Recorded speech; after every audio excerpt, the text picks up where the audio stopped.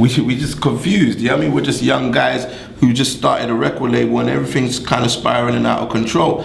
And because we had built up so much, and because the press had made such a massive deal out of the fact that I'd done 20,000 plus mixtapes without the help of a record label, we were like, all right, well, maybe we should keep this going a little bit longer. That was the learning curve. That was the mistake.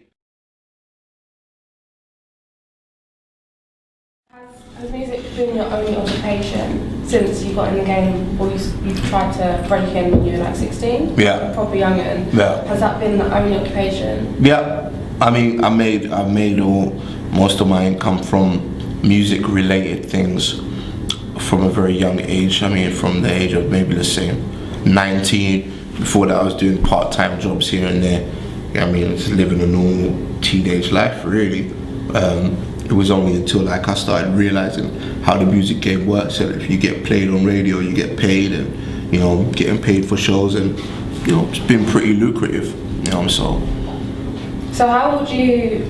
what would your response be to someone who would say that you don't know what it's really like having to embark on this hustle because all you've ever known is the musical industry? I mean, like, a lot of people talk about the music industry and you hear both sides of the story. You hear one side from the artists who say, you know what, this is really hard work. You know what I mean? And you hear the other side of people who say, you know what, like, it just all came together for me. I'm in the middle of that because, you know what I mean, it is hard work in some capacity, because as an artist, like, you know, in this generation now, you're forced to do more. You know what I mean? You can't just be in the studio and make a record that is a banger and that's it. You know what I mean? You need a marketing team, and if you're not, and in order to get people to believe in you marketing wise, you need your own following. That own following has to be built by yourself. You know what I mean? You have to regulate your Twitter followers. You have to regulate your Facebook page. You've got to do that as an individual to get believers on board. You know what I mean? So when artists say it's a lot of hard work, that's what they're talking about. You know what I mean? But being in the studio and recording, I mean, like, I'll be in the studio sometimes for 11 hours and not feel hungry and not feel like time has gone past.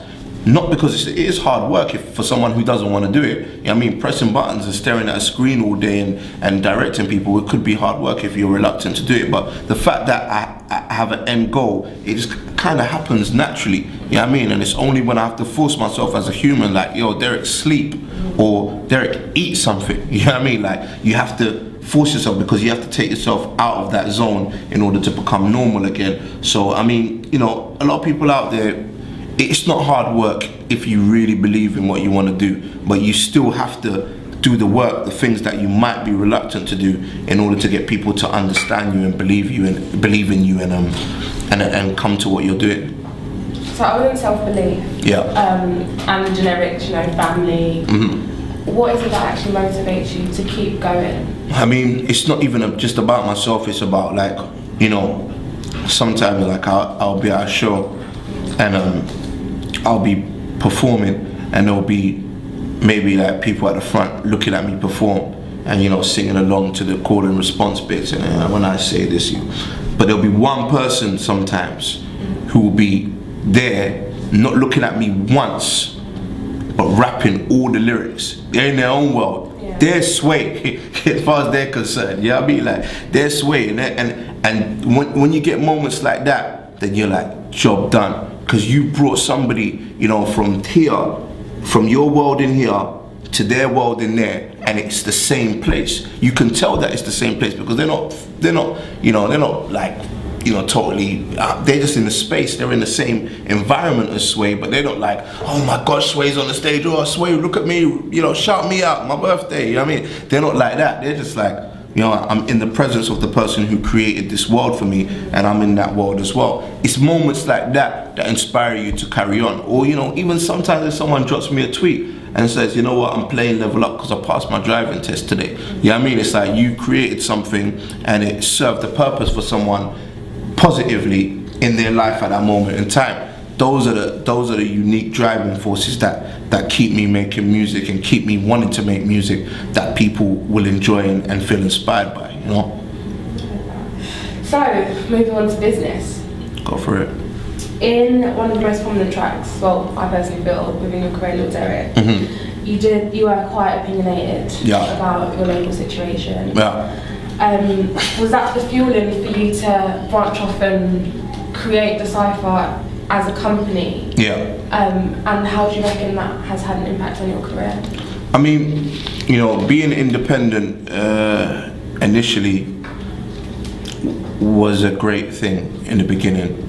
You know, it was a great thing until I kind of outgrew my label situation. I mean, it was nice in the beginning. It's like you selling mixtapes, cool. You know what I mean? No one can tell you how to put the mixtapes together. You know, we literally drive from shop to shop and do SRs, which is sale or return. You put bulk in there. If they sell them, they give you the money. If they don't, you take them back. We're just doing that. Till it got to like, whoa, this is getting a bit tiring, man, because people like the music. People are buying it. So then you need to get a distributor on board. Then you get a distributor on board.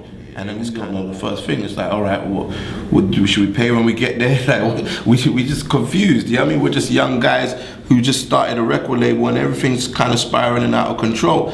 And because we had built up so much and because the press had made such a massive deal out of the fact that I'd done 20,000 plus mixtapes without the help of a record label, we were like, all right, well, maybe we should keep this going a little bit longer. That was the learning curve. That was the mistake, because I felt like maybe everything happens for a reason, because I'm happy with the place that I'm in now. But maybe that was the point where we should have taken one of the deals and been propelled more, because the pressure was on. You have to remember, I released Silver and Gold, which was a record with Akon, still independently. There was no majors involved. And when you're doing that, when you're working with an independent mind state, I mean, we had lots of great, you know, our distributors were great and they were well known for getting hits away. But, you know, like the general team wasn't ready for that level of record for the marketplace. So when we fell short of the chart position that everybody would have anticipated for us, it seems as though your whole vehicle is not going in the right direction. But it was something that I felt like needed to happen, you know what I mean, in order for me to find myself as an artist and to come back to the level where I can analyze things. And that's why it took a few years, because people were like, yeah, after that situation, after the Signature LP, you're gone for a minute. And you know, I was gone for a minute, but I wasn't gone, you know what I mean? I wasn't like just sitting there watching EastEnders thinking, one day I'm gonna do another record, you know what I mean? I was honing my skills, you know what I mean? I was going back to basics and understanding all of the elements that got people into Sway in the first place. And I decided that this time around I was gonna partner with a label that was plugged into the major network, which was 3Beat. 3Beat was ideal because they are ideal because it's 3Beat all around the world.